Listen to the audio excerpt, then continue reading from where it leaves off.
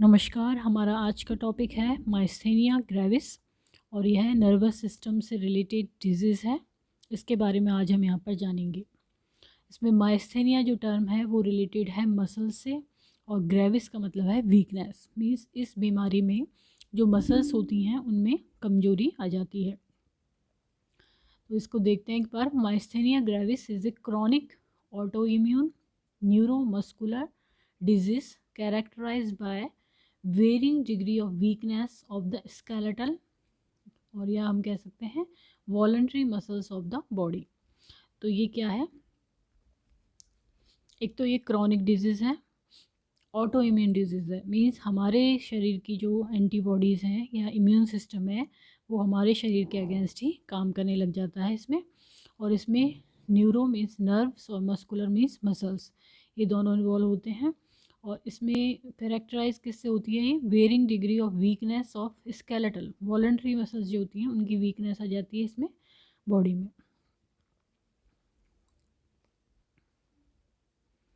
These muscles are responsible for functions involving breathing and moving parts of the body, including the arms and the legs. तो ये जो muscles होती हैं ये किस किस चीज़ के लिए ज़िम्मेदार होती हैं हमारे शरीर में? ब्रीदिंग के लिए, या फिर हम जो बॉडी के पार्ट्स को मूव करते हैं जैसे कि आर्म है, लेग है, आई है, इन सब की मसल्स इसमें इन्वॉल्व होती हैं। The hallmark of myasthenia gravis is muscle weakness. इसका जो सबसे इम्पॉर्टेंट यदि हम कहें लक्षण क्या है तो वो है muscle weakness that worsens after periods of activity. यदि एक व्यक्ति लगातार एक्टिविटी करता है, कोई भी काम करता है, तो ये और भी ज़्यादा होता जाता है muscle weakness. And improves after period of rest. यदि वो रेस्ट ले लेता है तो ये इम्प्रूव होती है कंडीशन उसकी। तो ये हॉलमार्क है ऑफ माइस्थेनिया ग्रेविस का, muscle weakness that worsen after periods of activity and improves after periods of rest. Next आते हैं कॉजेज ऑफ माइस्थेनिया ग्रेविस क्या है? It's an auto immune disease. जैसा कि हमने पहले पढ़ा कि हमारे ही शरीर की जो इम्यूनिटी है वो हमारे ही शरीर के अगेंस्ट में काम करने लगती है इसमें। In myasthenia gravis antibodies block, alter or destroy the receptor for acetylcholine at the neuromuscular junction which prevent the muscle from contracting. इसमें क्या होता है, जो एंटीबॉडीज़ बनते हैं जो कि हम कह रहे हैं जिसको कि ऑटो इम्यून, तो एंटीबॉडीज़ क्या करते हैं, जो एसिटाइल कोलिन रिसेप्टर होता है, रिसेप्टर फॉर एसिटाइल कोलिन, जो कि नर्व्स और मसल्स इनके बीच में होते हैं, इनको क्या कर देते हैं, ब्लॉक कर देते हैं। उससे क्या होगा, नर्व की जो भी मैसेज होगा वो मसल तक नहीं जाएगा और फिर क्या होगा, मसल कॉन्ट्रैक्ट नहीं हो पाएगी, प्रिवेंट मसल फ्रॉम कॉन्ट्रैक्टिंग। इसलिए क्या आ जाती है, मसल वीकनेस आ जाती है। तो ये इसकी एक तरह से पैथोफिजियोलॉजी है। नेक्स्ट होता है, in many adults with myasthenia gravis the thymus gland remains large. ये देखा गया है कि जिनमें माइस्थेनिया ग्रेविस है उन बहुत सारे लोगों में जो थाइमस ग्लैंड है, थाइमस ग्लैंड क्या है, जो कि हमारी इम्यूनिटी के लिए जिम्मेदार है और अधिकतर बच्चों में ये इम्यूनिटी का कारण बनती है या इम्यूनिटी ये इम्प्रूव करती है बच्चों में टी सेल्स के थ्रू। लेकिन क्या होता है और एडल्ट में ये जब थाइमस ग्लैंड ज़्यादा लार्ज हो जाती है तो ये देखा गया है माइस्थेनिया ग्रेविस के केस में। Myasthenia gravis is caused a defect in the transmission of nerve impulses to the muscle. किसके द्वारा कॉज होता है कि जो नर्व से इम्पल्स जो हो रही है मसल को ट्रांसमिट हो रही हैं उनमें डिफेक्ट आ जाना। MG is often associated with thymic tumour. वही है ये थाइमस जो ग्लैंड है वो ज़्यादा बड़ी हो जाना या उसमें ट्यूमर हो जाना, इससे भी ये एसोसिएटेड होती है। तो एक बार कॉजेज़ को हम वापस से देखेंगे कि myasthenia gravis is autoimmune disease. Myasthenia gravis antibodies block और अल्टर और destroy the receptor for acetylcholine at the neuromuscular junction which prevent the muscle from contracting. In many adults with myasthenia gravis, the thymus gland remains large. Myasthenia gravis is caused by a defect in the transmission of nerve impulses to the muscle, and myasthenia gravis is often associated with thymic tumor. अब next देखेंगे हम इसके sign and symptoms. Sign and symptoms में क्या होगा, muscle से related ही है इसमें, जैसे कि प्रॉब्लम विद विज़न, देखने की जो है उससे समस्या, और इसको हम यदि देखने में प्रॉब्लम हो रही है किसी भी तरह की विज़न से रिलेटेड, आई से रिलेटेड, तो उसको हम बोलते हैं ocular myasthenia gravis. Ocular term है related to eye. Eye muscle weakness हो जाती है, आईलिड ड्रॉपिंग, आईलिड ड्रॉपिंग होती है, इसको टॉसिस बोलते हैं हम। ब्लरी और डबल विजन हो जाता है, डिप्लोपिया। तो ये तो होती हैं आई मसल की वीकनेस की वजह से, टॉसिस and diplopia.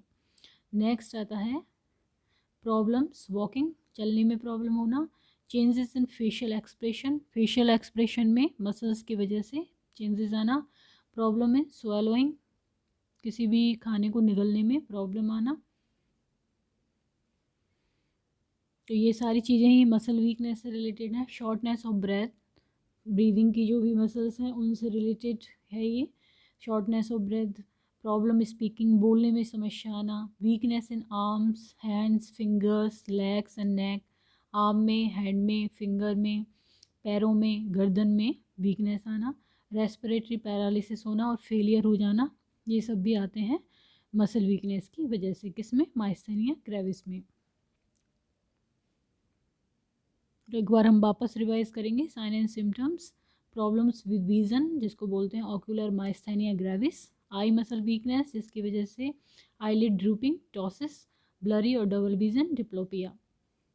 Problem in walking, changes in facial expressions, problem in swallowing, problem in speaking, shortness of breath, weakness in arm, hand, finger, legs and neck, and respiratory paralysis and failure.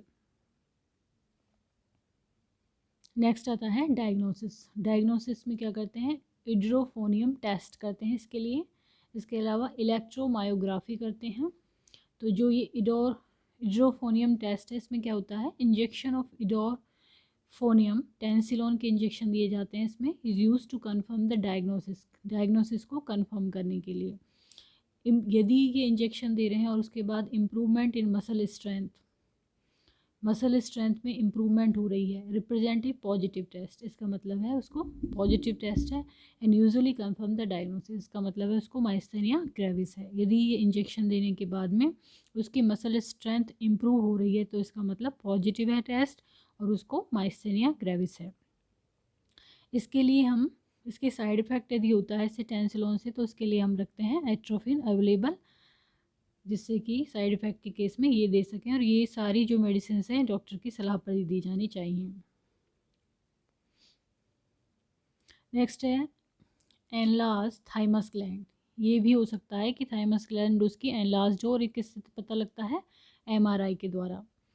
Test include serum analysis for acetylcholine receptor and electromyography EMG to measure electrical potential of muscle cell. Muscle cell की जो electrical potential है, उसकी energy, उसके लिए measure करने के लिए हम टेस्ट करते हैं acetyl choline receptor and electromyography.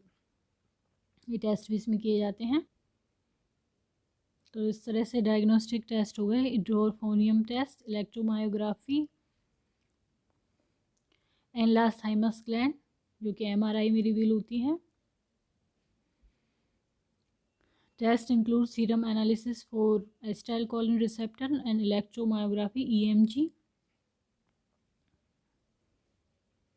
Next आता है मेडिकल मैनेजमेंट। मेडिकल मैनेजमेंट में हम क्या करेंगे, मेडिसिन देंगे। मेडिसिन डॉक्टर की सलाह पर ही दें, लेकिन एक यहाँ पर एक जनरल इन्फॉर्मेशन है for the purpose of education कि कोलिनेस्टरेज इनहिबिटर दिए जाते हैं, या इनको हम एंटी कोलिनेस्टरेज भी कहते हैं। ये क्या करते हैं, boost signals between nerves and muscles to improve the muscle strength. ये क्या करते हैं, मसल्स और जो नर्व्स हैं उनके बीच में जो सिग्नल्स हैं उनको क्या कर देते हैं, प्रॉपरली बूस्ट करते हैं, जिससे कि मसल की स्ट्रेंथ बढ़ जाती है। ये किसका काम होता है, एंटी कोलिनेस्टरेज का। नेक्स्ट आते हैं इम्यूनोसप्रेसेंट। क्योंकि ये ऑटो इम्यून डिजीज़ है, इसलिए इम्यूनो सप्रेस करके, इम्यून को सप्रेस करके हम ये काम करते हैं माइस्थेनिया ग्रेविस में। इम्यूनोसप्रेसेंट इंक्लूडिंग कॉर्टिकोस्टेरॉइड डिक्रीज, ये क्या करते हैं, इन्फ्लामेशन को डिक्रीज कर देते हैं, and reduce bodies production of abnormal antibodies. उससे क्या होता है, जो बॉडी में एबनॉर्मल एंटीबॉडीज़ बन रहे हैं वो बनना कम हो जाते हैं और इस तरह से इन्फ्लामेशन डिक्रीज हो जाता है और इस बीमारी में रिलीफ मिलता है। किससे? Immunosuppressant with corticosteroids. नेक्स्ट आता है आईवी इम्यूनोग्लोबुलिन, IVIG दी जाते हैं। नेक्स्ट आता है मोनोक्लोनल एंटीबॉडीज़। मोनोक्लोनल एंटीबॉडीज़ क्या है? ये प्रोटीन्स हैं जो कि सप्रेस करते हैं ओवर एक्टिव इम्यून सिस्टम को, क्योंकि इम्यून सिस्टम इसमें ज़्यादा एक्टिव है, हमारे ही शरीर के अगेंस्ट में काम कर रहा है। तो मोनोक्लोनल एंटीबॉडीज़ क्या करेंगे? ये सप्रेस कर देंगे ओवर एक्टिव इम्यून सिस्टम को। नेक्स्ट आता है प्लाज्मा एक्सचेंज, जिसको हम कहते हैं plasma pheresis. Plasma exchange, plasma pheresis and IV line removes, इसमें एक आईवी लाइन होती है जो कि क्या रिमूव करती है? Abnormal antibodies from blood. Blood में जो एबनॉर्मल एंटीबॉडीज़ हैं उनको ये रिमूव कर देती है। ये होता है प्लाज्मा फेरेसिस। नेक्स्ट आता है सर्जिकल मैनेजमेंट। इसमें क्या होता है? थाइमेक्टोमी की जाती है, जिसमें कि थाइमस ग्लैंड को रिमूव किया जाता है। इस surgery to remove the thymus gland. तो मेडिसिन में हमने पढ़ा कोलिनेस्टेरेज इनहिबिटर, एंटी कोलिनेस्टेरेज। ये क्या करते हैं? नर्व और मसल के बीच में सिग्नल्स को बूस्ट करते हैं और इस तरह से मसल स्ट्रेंथ को बढ़ाते हैं। इम्यूनोसप्रेसेंट, ये क्या करते हैं? इम्यूनिटी को, जो एबनॉर्मल एंटीबॉडीज़ हैं उनकी प्रोडक्शन को कम कर देते हैं। IVIG मोनोक्लोनल एंटीबॉडीज़, ये क्या करते हैं? Suppress and over active immune system को। प्लाज्मा फेरेसिस, सर्जिकल मैनेजमेंट में थाइमेक्टोमी। नेक्स्ट आता है नर्सिंग इंटरवेंशन। नर्सिंग मैनेजमेंट में क्या है? एडमिनिस्टर कोलिनेस्टेरेज इनहिबिटर्स, जैसे कि फियोसोस्टिग्मिन एज प्रेस्क्राइब, जो कि प्रेस्क्राइब की गई है उसको एडमिनिस्टर करना and ensure proper dosing, proper dose हो और टाइमिंग हो उसकी। Monitor respiratory status, respiratory status को मॉनिटर करना है properly. Provide eye care, eye drops and I patches, क्योंकि ये उसमें टॉसिस होता है, उसकी वजह से ड्राइनेस आ जाती है आइज़ में, इस वजह से आई केयर इंपॉर्टेंट होती है। आई ड्रॉप्स और eye passage.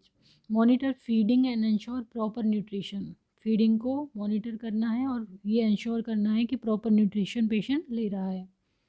Maintain suction and emergency equipment जो हैं वो तैयार रहने चाहिए, यदि कोई भी प्रॉब्लम हो तो उनको उपयोग में लिया जा सके। तो ये हो गया नर्सिंग इंटरवेंशन। पहला, administer cholinesterase inhibitors as prescribed and ensure proper dosing and timing है। Monitor respiratory status, provide eye care, eye drops, eye patches, monitor feeding and ensure proper nutrition, maintain suction and emergency equipment. तो आज हमने पढ़ा myasthenia gravis के बारे में। Gravis means weakness and myasthenia means muscles. तो ये मसल्स की वीकनेस की वजह से होने वाली बीमारी है और ये न्यूरोमस्कुलर डिजीज़ है, क्रॉनिक ऑटो इम्यून डिजीज़ है। और इसमें क्या होता है, जो स्केलेटल मसल्स हैं या फिर कह सकते हैं वॉलेंट्री मसल्स हैं, उनमें वीकनेस आ जाती है वेरिंग डिग्री की। तो यदि ये टॉपिक आपको और ये वीडियो आपको पसंद आता है तो इसको लाइक करें, चैनल को सब्सक्राइब करें, कमेंट करें।